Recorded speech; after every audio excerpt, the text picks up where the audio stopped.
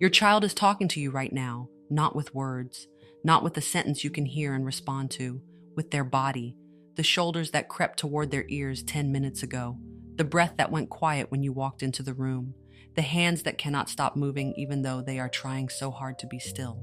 Your child has been speaking to you in this language since before they had any other language. And most parents, loving, present, trying parents, have never been taught how to hear it. Stay with me, because the fifth signal in this video is the one that is the easiest to miss and the one that means the most. Signal 1, the shoulders.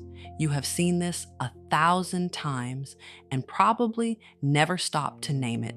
Your child walks into a room where something feels uncertain, a new place, a tense moment, a conversation they did not know was coming. And before a single word is spoken, their shoulders rise. Not dramatically, not the way a shrug looks when someone does not know an answer, just up toward their ears. A small, quiet gathering of everything they are into a smaller space. This is not shyness. This is not attitude. This is the body doing the only thing it knows how to do when the world around it feels too big or too unpredictable. It is making itself smaller to take up less of whatever is in the room. When you see the shoulders rise, before you ask what is wrong, before you say anything at all, try this instead. Lower your shoulders first, visibly, slowly, and watch what happens to theirs. The body listens to other bodies before it listens to words. When yours says, "We are safe here," theirs will begin to believe it. Signal 2, the sudden stillness. This one is counterintuitive because we tend to notice when children are too active. We miss the moments when they go too quiet.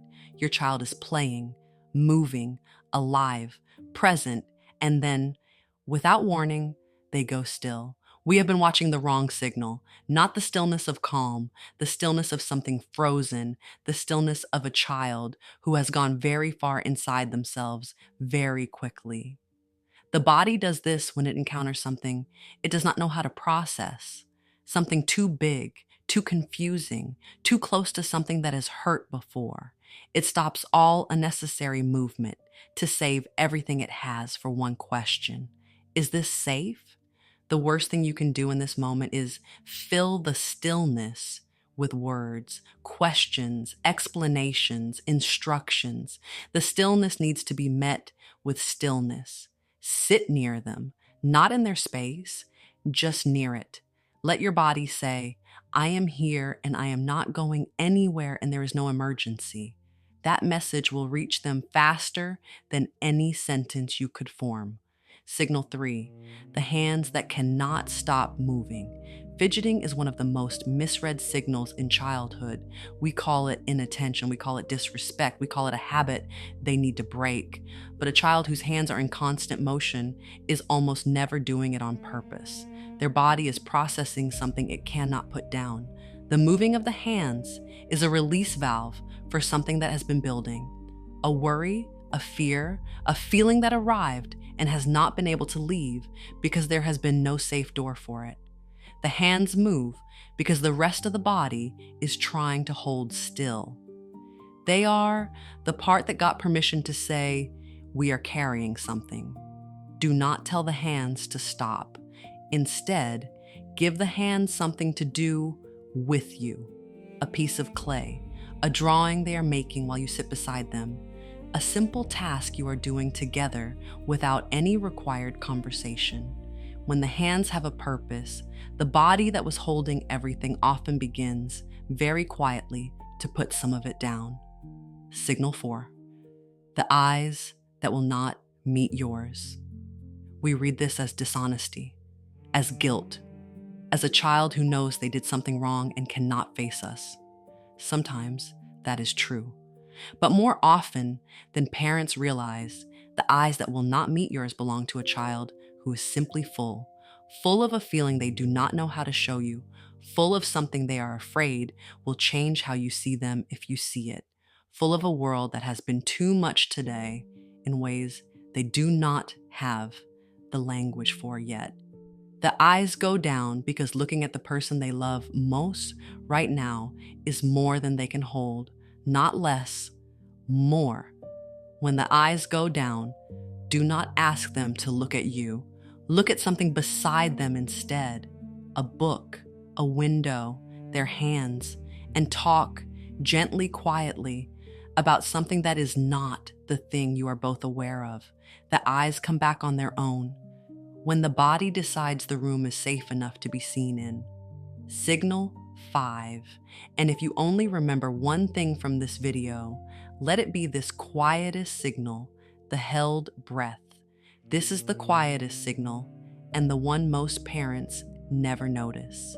Your child holds their breath when they are bracing, when they are waiting for something they are not sure is safe, when they have learned that the space between one thing happening and the next thing happening is a space where the world can change. A child who holds their breath has been practicing the art of taking up as little of the air as possible, just in case. You will notice it in the moment before they answer a question they are afraid to answer, in the pause before they walk through a door they are not sure is welcoming, in the stillness of a child who has learned that breathing too loudly might take something away. The response to a held breath is not a question. It is a breath, your breath, slow, audible, gentle. The body hears other bodies breathing before it hears anything else. When you breathe slowly near a child who has stopped breathing, something in them remembers that they can too. These 5 signals are not behaviors. They are not problems to be solved or habits to be corrected. They are a language, one your child learned before they had any other way to reach you, one they are using right now in the ordinary, unremarkable Tuesday of their actual life.